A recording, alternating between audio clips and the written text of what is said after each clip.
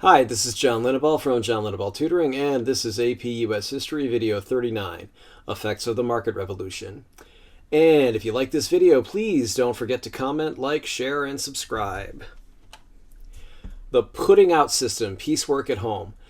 New production methods attracted workers from small farms to manufacturing during the market revolution, but first, let's discuss the old system. The old system was called the putting out system. I know that sounds a little R-rated, maybe PG-13, but that's not what they mean by putting out. Basically, the putting out system meant that piecework was done at home and then collected by an agent who would come and pay for the pieces. So, for example, soles might be cut out of leather for shoes. This worked well for people in villages, on farms, etc. So people could do small-scale agriculture. Maybe they had a little field or some gardens around their house where they could grow food or raise livestock. And when that was slow, they could do piecework. So piecework was good work for times when there's nothing to do in the agricultural field. Ha! Literally in a field. Get it? Ha ha ha. Anyway. The putting out system was a bridge between craft work and mass industrial production. So craft work, you built a whole product at home. Then piecework, you did pieces that were collected. And then mass industrial production, you went to a factory and did it. New production methods attract workers. So U.S. factories started with Slater's Mill. You might be asking, what the heck is Slater's Mill? Well, I'm glad you asked. Anyway, before the Civil War, the U.S. moved towards industrial mass production of goods, and the trend intensified after the Civil War. So the first U.S. industry to adopt kind of industrial methods was the textile industry. And in the 1790s, Samuel Slater started a textile mill, that is a cloth fabric mill, in the United States, built with plans smuggled from Great Britain. This and factories built by imitators, used water power, as in Slater's Mill in Pawtucket, Rhode Island, which is still here as a historical site. So here's a picture of it. And that used the Blackstone River to turn water wheels. Textile factories spun cotton and wool into yarn and thread. So antebellum, before the Civil War, industrial power was basically water power or human power or animal power. The Lowell factory system. So in the 1820s and 1830s, water-powered textile factories developed along the Merrimack River in Lowell, Massachusetts. Women were hired from the surrounding countryside as temporary workers. The idea was that these women would later get married and then be replaced by other young women. Men were harder to hire because farmland was still relatively cheap, and many men who grew up on farms would prefer to be farmers rather than to become factory workers. And in 1838, Lowell Mills employed 6,000 young women. Women were recruited to work in this so-called factory in the garden in a rural setting, and that was supposed to be the difference between factories in Lowell and the crime-ridden, filthy British industrial towns where British factory workers worked. So, and we look at this, we see Lowell girls. They came from these farm towns to live and work in Lowell, Massachusetts, and they lived in boarding houses and were strictly supervised both at work and in the boarding houses, but they were still freer than they would have been at home on the farm. Lowell girls produced a newspaper called the Lowell Offering. And between 1834 and 1836, there were strikes to reverse wage cuts. And by the 1840s, Irish immigrants who'd work for less money took over from local women, which kind of undermined some of the labor organization. But don't fear, labor did actually do better later. Economic class and the market revolution. The market revolution changed the social structure of American society. Economic changes from the market revolution allowed social mobility for some people and caused the middle class to grow. However, the difference in living conditions between the rich and the poor also grew as a result of the market revolution. So you could see, well, here's some middle class people, maybe, and there might be some poor people. And then you can see the big fat cats in the back there who are the very wealthy people. Social mobility, social class, and free labor. So the United States' material wealth did grow dramatically during the market revolution. The average income and standard of living increased dramatically. Many Americans were able to climb the social ladder. Factory workers could gain skill and higher wages. Agrarian workers could reasonably expect to someday own their own land in the West. This ideology was called free labor. The idea if you worked hard, you could do very well and you were free to make your own choices. So it emphasized the dignity of work, independence, rugged individualism, the kind of values that we normally see in American culture. This does not mean that labor worked for free. That's not what free labor meant. It didn't mean that industrialists could force people to work like slaves for no money.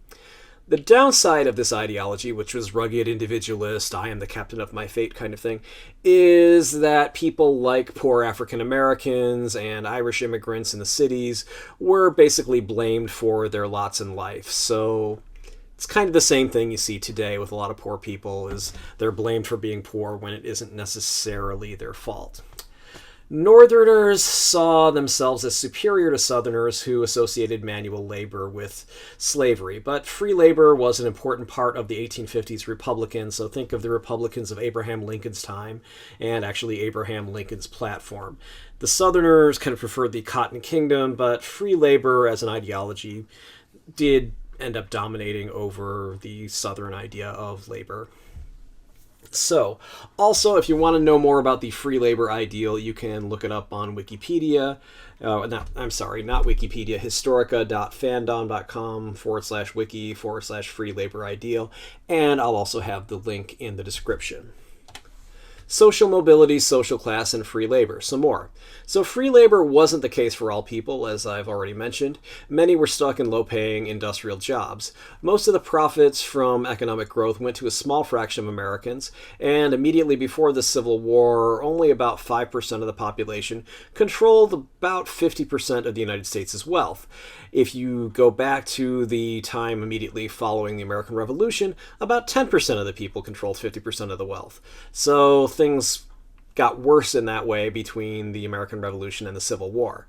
Things have not improved. For example, the top 1% of the population controls 35% of the wealth, and the next 19% of the population controls 51% of the wealth. So by my calculations, that would be 20% of the population controls about 86% of the wealth of this of this company. I keep making Freudian slips here. Of this country, even though I almost said corporation and company. Anyway, that's where the wealth is, in the corporations and the companies. So that's wealth inequality in the United States. You can look that up on Wikipedia, and that link is also in the description. Even if I'm wrong and it's the top 20% controls just 51% of the wealth, that's not very good. And that's why we have people like Bernie Sanders pointing out that wealth inequality is extremely dangerous. It's not equitable. It's not healthy. All right, if you'll pardon that awful Bernie impression, but he does have a point about wealth inequality in the United States. And more about social mobility, social class, and free labor.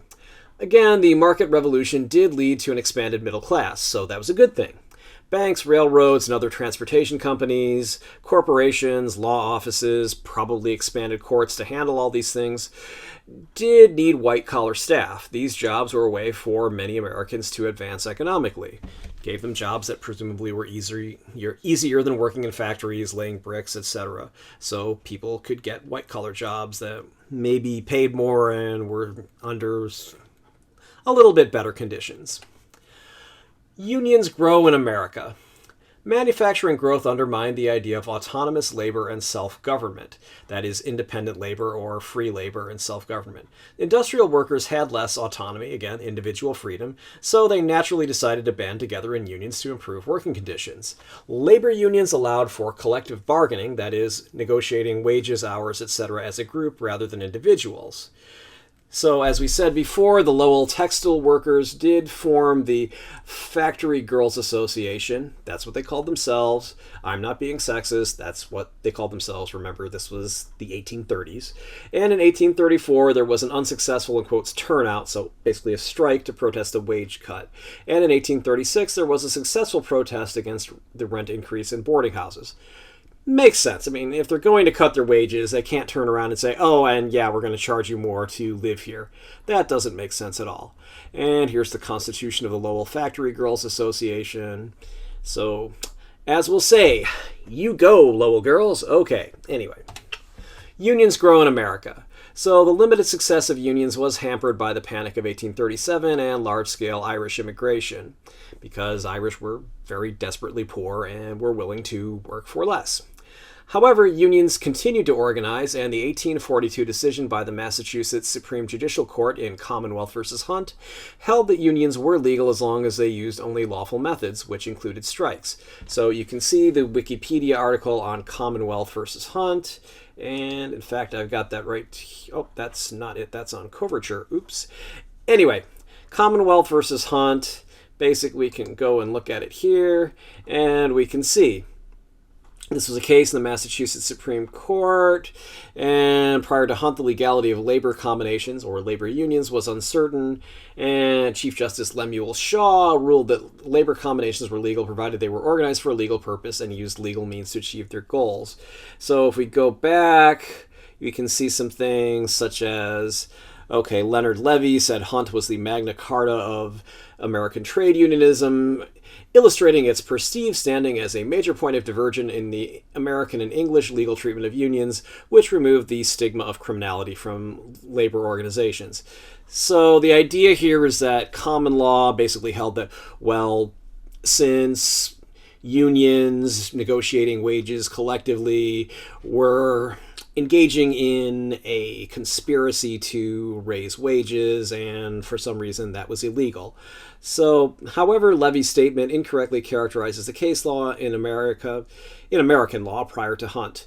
Pullis was actually unusual in strictly following English common law. Pullis was a previous case, and holding that a combination of to raise wages was by itself illegal. More often, combination cases prior to Hunt did not hold that unions were illegal per se, that is, in and of themselves, but rather found some other justification for a conviction. So basically they said, oh, it's okay to have a union, but oh, you did this thing that's illegal, so we're going to whack you in this case. And Hunt was the first case, at least seems like it, to come out and clearly say unions are legal as long as they just do legal things, and by the way, strikes are legal. So that was a pretty big blow. Whether Mr. Levy is overstating the case, I don't know, but obviously it's still a pretty important case. All right, so success was still limited for most unions, but some unions did have greater success. For example, the National Typographical Union in 1852 and the Stonecutters, no, this isn't the Simpsons parody of the Masons, this is a real union, in 1853. The rise of the unions transformed employment from individual face-to-face relationship to a relationship between entities. If you think about it, without unions, it really was and still is just one person versus an entity. I mean, someone applying for a corporate job or a factory job or a corporate factory job is trying to negotiate with this big, huge company that may be one of the few employers in that person's area. Whereas with a union, you actually have organized labor being able to negotiate more effectively against an organized employer. So it really is just about leveling the playing field. So here we go. Gender and family during the market revolution. Now, the market revolution influenced the ideas of male and female areas in society, basically splitting them into a male-dominated public area and a female-dominated private area.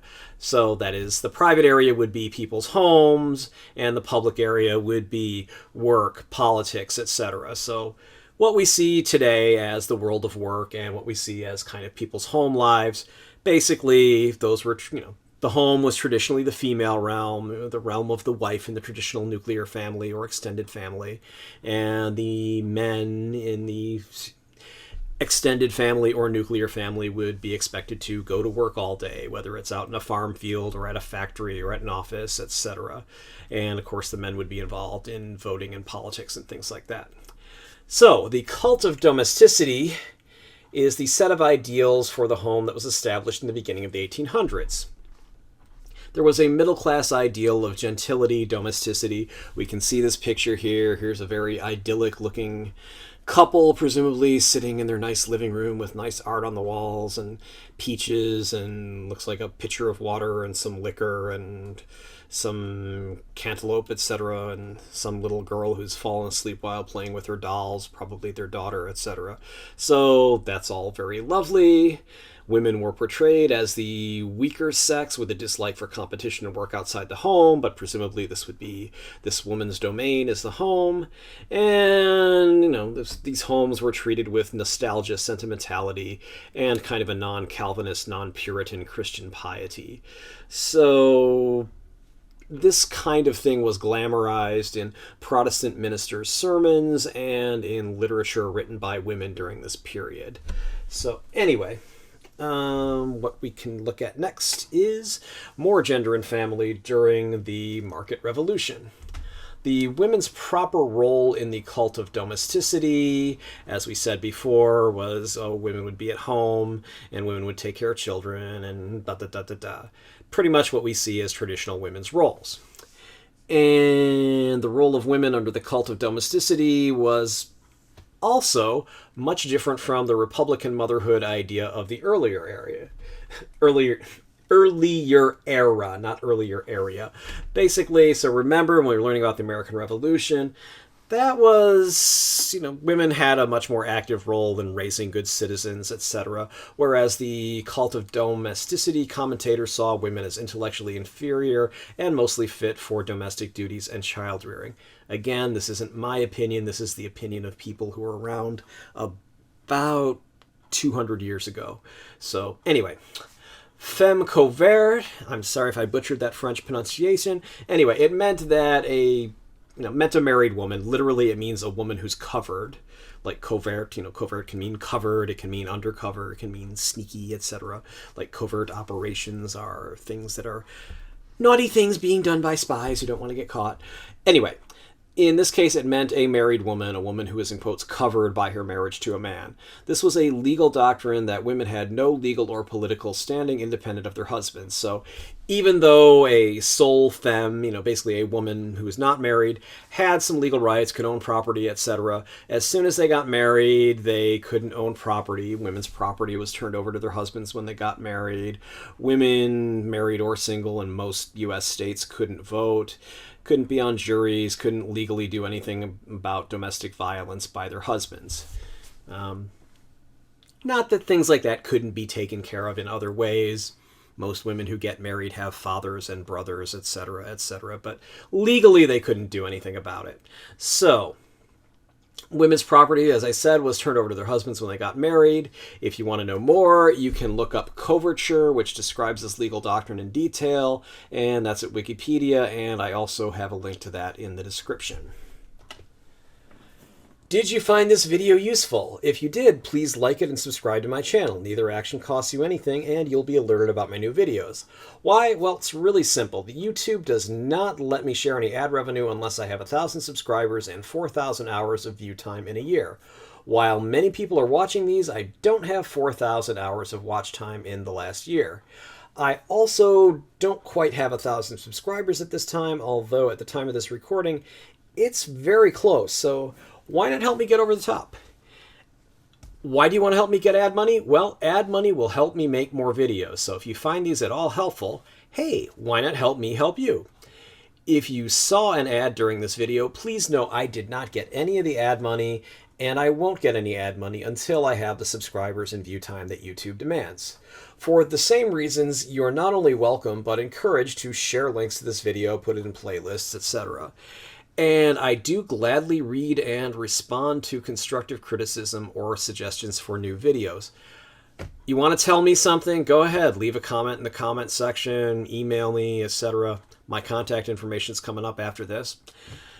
But I do reserve the right to delete comments such as troll posts or spam. I realize an online connection might be cheaper than therapy, but please don't take out your problems on me, and please don't use my comment section to advertise spam products.